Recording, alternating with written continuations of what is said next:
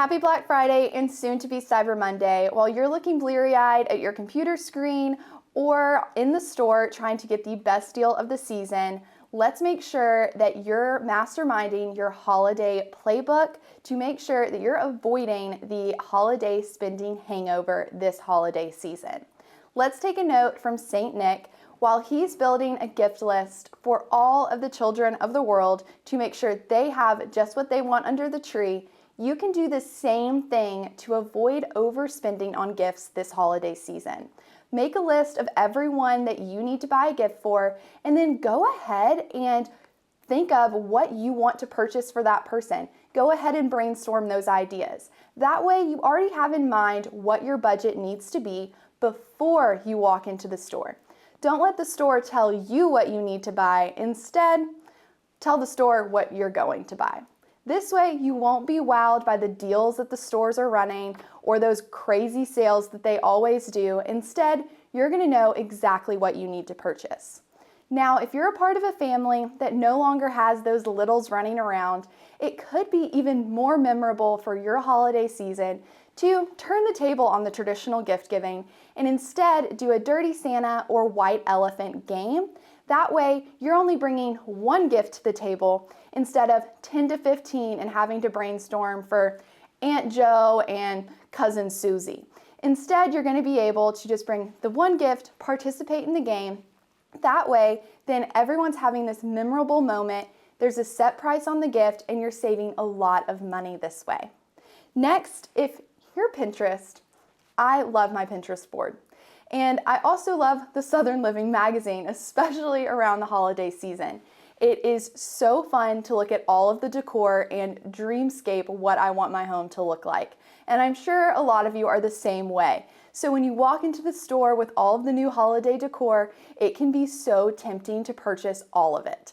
And every season I want to buy the latest trend, and I really have to hold myself back and realize I already have 100 ornaments at home. I already have a tree skirt and a tree topper. I already have all of the things. So really take inventory of everything that you already own that is good and great that you can reuse for the season. And instead, when you go into the store, sure, indulge in a few things, but make sure you're staying true to your holiday budget and only buying the things you absolutely need for the season. And if you are going to indulge, if it is a big ticket item, make sure you're checking the store website or even Google reviews to verify that the customers that have bought those prices before you and those products before you, that it's actually worth the investment. You don't want it to be something that you purchase this year and by next year, you're either having to relight the tree that was pre-lit last year, or you're having to put together the wreath that fell apart. You want to make sure that you're buying great quality items. You can always be the hostess with the mostest without breaking the bank as well. Don't think that you can't be. One of the great ways is really brainstorming and creating new ideas for your traditional holiday party.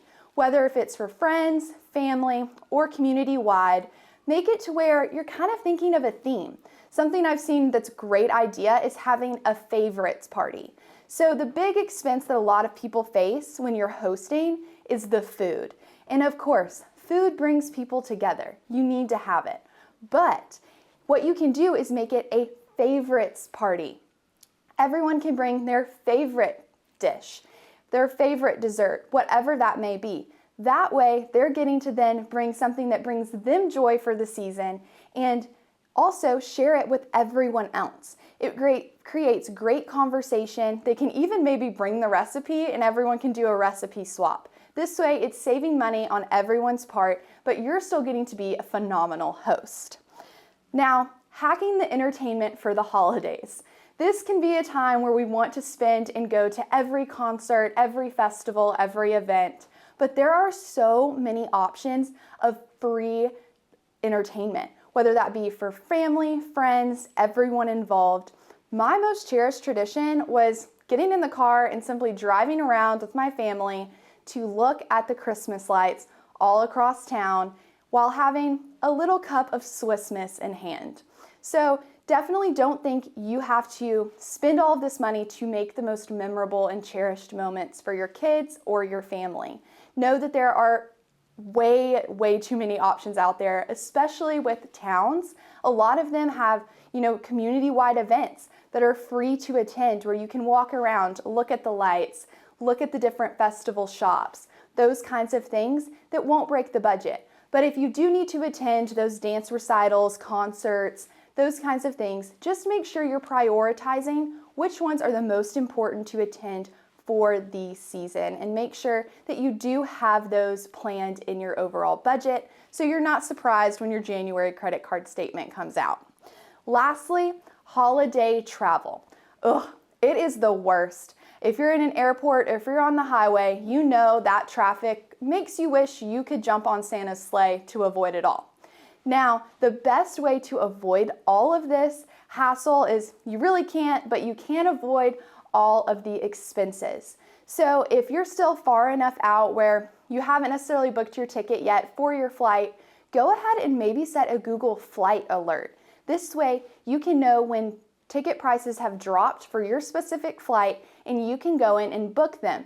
And the best way to book them is through like an incognito or private browsing window.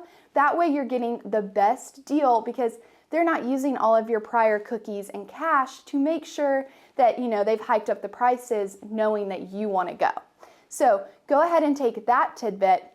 And then while you're going to the airport, we all know that the TSA now has the great rule where you can bring in your own food that's unpackaged or packaged. Make sure it's packaged, not unpackaged. And so you can bring that in to the airport as long as it's packaged up. That way you don't have to buy the expensive pricing at the airport snacks. I mean, the way that they hike those things up are crazy.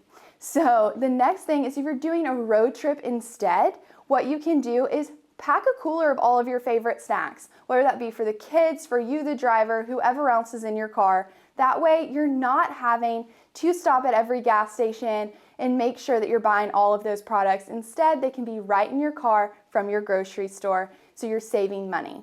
And then you can also just make sure that you're checking in with your local gas station to see if maybe they're running a good deal for like MAPCO or Circle K when they do their deals on the gas for, certain cents off the gallon, those kinds of things. So you can sign up for those membership perks. But let's enter 2025 on a solid note with a happy family, full bellies, and a regret-free wallet.